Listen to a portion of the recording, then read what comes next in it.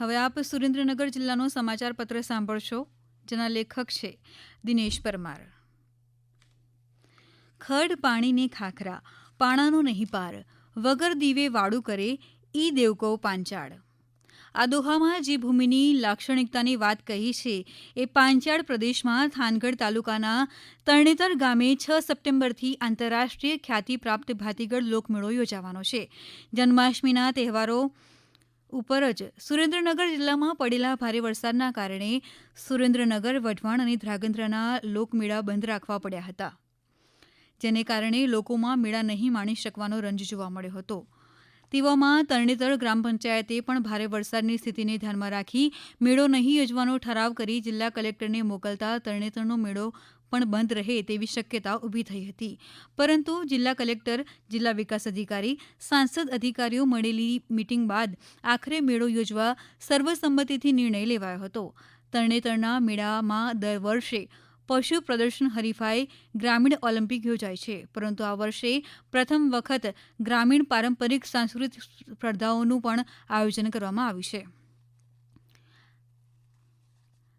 શિક્ષક કભી સાધારણ નહીં હોતા, ચાણક્યએ કહેલી આ વાત વિદ્યાર્થીઓમાં જ્ઞાનનું સિંચન કરતા ગુરુજનોની મહત્તા અને શક્તિ દર્શાવે છે.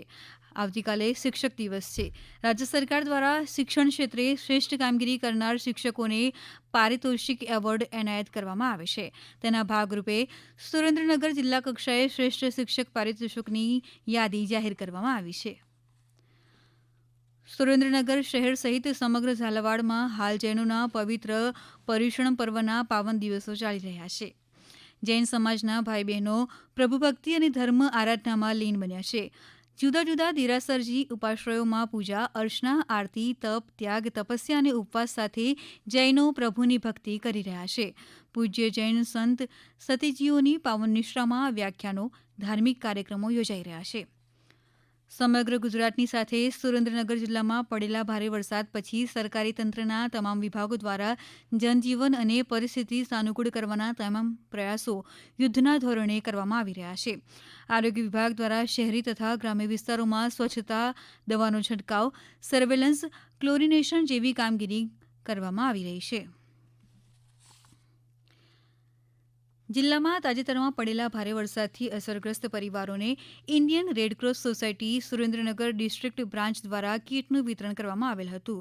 રાહત સામગ્રી માટે સર્વે કરીને ગુજરાત રાજ્ય શાખાની વિનંતી કરતા ચેરમેન અજય પટેલ અને તેમની ટીમ દ્વારા 200 કીટ ફાળવવામાં આવી હતી. જિલ્લામાં પડેલા ભારે વરસાદ બાદ રાજ્ય સરકારે ખેડૂતોના હિતમાં નિર્ણય લઈને યુદ્ધના ધોરણે પાક સર્વેની કામગીરી કરવા માટે નિર્દેશો આપ્યા છે. જિલ્લામાં ભારે વરસાદની સ્થિતિને કારણે પાણી ભરાઈ જવાના લીધે ખેડૂતોના પાકોમાં થયેલી નુકસાની જાણવા જિલ્લા કલેક્ટર કેસી સંપતના માર્ગદર્શન હેઠળ ખેતીવાડી વિભાગ દ્વારા પ્રાથમિક સર્વેની કામગીરી પૂરજોશમાં ચાલુ કરવામાં આવી છે.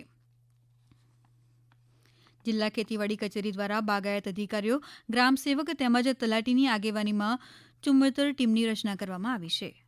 હમણાં જ આપે સુરેન્દ્રનગર જિલ્લાનો સમાચાર પત્ર સાંભળ્યો, જેના લેખક હતા દિનેશ પરમાર. આ પ્રસારણ આકાશવાણીના અમદાવાદ, વડોદરા કેન્દ્ર પરથી કરવામાં આવ્યું.